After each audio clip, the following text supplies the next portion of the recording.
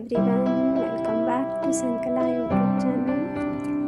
So ಇವತ್ತು ನಿಮ್ಮ ಮುಂದೆ ನಾನು ತುಂಬಾ ಸಾಫ್ಟ್ ಆಗಿರೋಂತಹ ಮಸಾಲ ಪಡ್ನ ಯಾವ ಥರ ಮಾಡೋದು ಅಂತ ಹೇಳಿಬಿಟ್ಟು ತೋರಿಸ್ಕೊಡ್ತೀನಿ.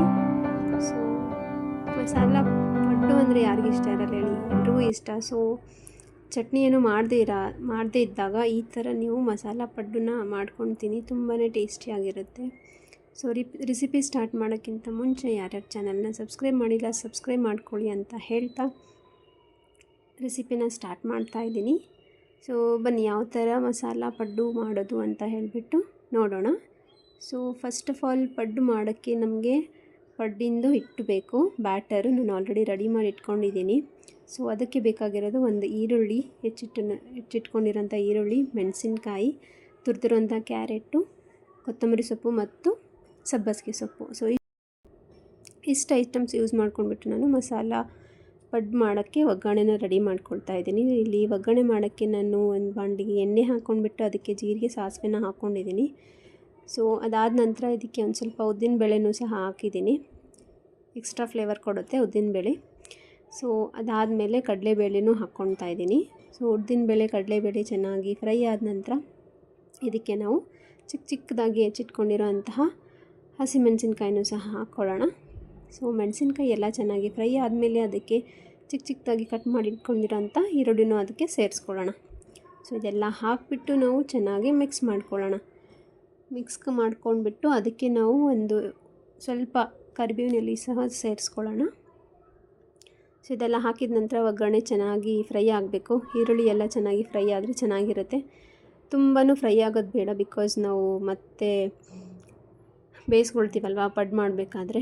ಸೊ ಅದಕ್ಕೆ ಒಂದು ಚಿಟಿಕೆ ಆಗೋಷ್ಟು ಹಿಂಗನ್ನೂ ಸಹ ಹಾಕ್ಕೊಂಡಿದ್ದೀನಿ ಒಗ್ಗರಣೆಗೆ. ಸೊ ಇದಾದ ನಂತರ ಅದಕ್ಕೆ ನಾವು ಕೊತ್ತಂಬರಿ ಸೊಪ್ಪು ಮತ್ತು ಚಿಕ್ಕದಾಗಿ ಹೆಚ್ಚಿಟ್ಕೊಂಡಿರೋಂಥ ಸಬ್ಬಸಿಗೆ ಸೊಪ್ಪು, ದ ಮೇನ್ ಇಂಗ್ರೀಡಿಯೆಂಟು ಮಸಾಲ ಪಡ್ಗೆ ಸಬ್ಬಸಿಗೆ ಸೊಪ್ಪು.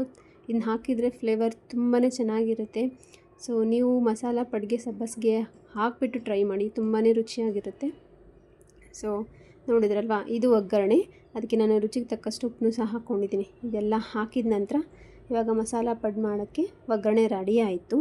ಸೊ ಈ ಒಗ್ಗರಣೆನ ಮೀಡಿಯಮ್ ಫ್ಲೇಮಲ್ಲಿ ಇಟ್ಬಿಟ್ಟು ಚೆನ್ನಾಗಿ ಫ್ರೈ ಮಾಡ್ಕೊಳ್ಬೇಕು, ತುಂಬ ಅತಿಯಾಗಿ ಫ್ರೈ ಮಾಡಬಾರ್ದು. ಸೊ ಈ ರೆಡಿಯಾಗಿರೋಂತಹ ಒಗ್ಗರಣೆನ ನಾನು ಪಡ್ಡಿಂದು ಬ್ಯಾಟರ್ಗೆ ಸೇರಿಸ್ಕೊಳ್ತಾ ಇದ್ದೀನಿ. ಸೊ ಇಲ್ಲಿ ನೋಡ್ತಾ ಇದ್ದೀರಲ್ವ ಯಾವ ಥರ ಫ್ರೈ ಮಾಡ್ಕೊಂಡಿದ್ದೀನಿ ಅಂತ ಹೇಳಿಬಿಟ್ಟು. ತುಂಬಾ ಜಾಸ್ತಿ ಹೊತ್ತು ಫ್ರೈ ಮಾಡಿಲ್ಲ ನಾನು. ಸೊ ಎಣ್ಣೆ ಒಳಗಡೆ ಸುಮ್ಮನೆ ಸ್ವಲ್ಪ ಹೊತ್ತು ಬೇಯಿಸ್ಕೊಂಡ್ರೆ ಸಾಕು. ಸೊ ಇವಾಗ ಅದನ್ನು ಬ್ಯಾಟರ್ ಜೊತೆ ಮಿಕ್ಸ್ ಮಾಡ್ಕೊಳ್ತಾ ಇದ್ದೀನಿ. ಅದಕ್ಕೇ ನಾನು ತುರಿದಿಟ್ಕೊಂಡಿರೋಂಥ ಕ್ಯಾರೆಟ್ನೂ ಸಹ ಸೇರಿಸ್ಕೊಳ್ತಾ ಇದ್ದೀನಿ. ಸೊ ಕ್ಯಾರೆಟ್ ಸಪ್ರೇಟ್ ಹಾಕಿದ್ರೆ ಚೆನ್ನಾಗಿರುತ್ತೆ, ಒಗ್ಗರಣೆಗೆಲ್ಲ ಸೇರಿಸ್ಕೊಳ್ಬೇಡಿ. ಸೊ ಇವಾಗ ಮಸಾಲ ಪಡ್ಡು ಮಾಡೋಕ್ಕೆ ಮಸಾಲ ಬ್ಯಾಟರು ರೆಡಿ ಆಯಿತು. ಸೊ ಇದರಿಂದ ನಾವು ಪಡ್ಡನ್ನ ಮಾಡೋಣ. ಸೊ ಪಡ್ಡು ಮಾಡೋದಂತೂ ತುಂಬಾ ಈಸಿ. ಇವಾಗ ಬ್ಯಾಟರ್ ರೆಡಿಯಾಗಿದೆ. ಅದಕ್ಕೆ ನಾನು ಸ್ಟವ್ನ ಆನ್ ಮಾಡಿಬಿಟ್ಟು ಪಡ್ಡಿಂದು ಮಣಿ ಇಟ್ಕೊಂಡಿದ್ದೀನಿ. ಸೊ ಅದು ಬಿಸಿ ಆದ ನಂತರ ಅದಕ್ಕೆ ಎಣ್ಣೆನ ಸವರ್ಸ್ಕೊಳ್ಬೇಕು. ಸೊ ಎಣ್ಣೆ ಹಾಕ್ಕೊಂಡ್ಮೇಲೆ ಅದಕ್ಕೆ ನಾವು ನೀಟಾಗಿ ಮಾಡಿಟ್ಕೊಂಡಿರೋಂಥ ಬ್ಯಾಟರಿಂದ ಪಡ್ಡನ್ನ ಹಾಕ್ಕೊಂಡು ಹೋಗಬೇಕು. ಸೊ ಈ ಥರ ಪಡ್ಡು ನೀವು ಮನೆಯಲ್ಲಿ ಒನ್ ಟೈಮ್ ಟ್ರೈ ಮಾಡಿ, ಎಸ್ಪೆಷಲಿ ಸಬ್ಬಕ್ಕಿ ಸೊಪ್ಪು ಹಾಕಿಬಿಟ್ಟು ಈ ಥರ ಪಡ್ಡು ಮಾಡ್ಕೊಳ್ಳಿ, ತುಂಬ ಅಂದರೆ ತುಂಬಾ ಟೇಸ್ಟಿಯಾಗಿರುತ್ತೆ. ಸೊ ಈ ಥರ ಪಡ್ಡು ಮಾಡಿದಾಗ ನೀವು ಯಾವುದೇ ರೀತಿಯಾದಂತಹ ಚಟ್ನಿ ಇಲ್ಲದೇ ಇದ್ರೂ ತಿನ್ಬೋದು. ಆಮೇಲೆ ಚಿಕ್ಕ ಮಕ್ಕಳಿಗೆ ಈ ಥರ ತರಕಾರಿ ಎಲ್ಲ ಹಾಕಿಬಿಟ್ಟು ಈ ಥರ ಪಡ್ಡು ಮಾಡಿಕೊಟ್ರೆ ತುಂಬ ಆಟ ಆಡ್ಕೊಂಡು ಚೆನ್ನಾಗಿ ತಿನ್ಕೊಂಡು ಹೋಗ್ತಾರೆ. ಸೊ ಎಲ್ಲ ವೆಜಿಟೇಬಲ್ಸು ತಿಂದಂಗೆ ಆಗುತ್ತೆ, ತುಂಬ ರುಚಿಯಾಗೂ ಇರುತ್ತೆ.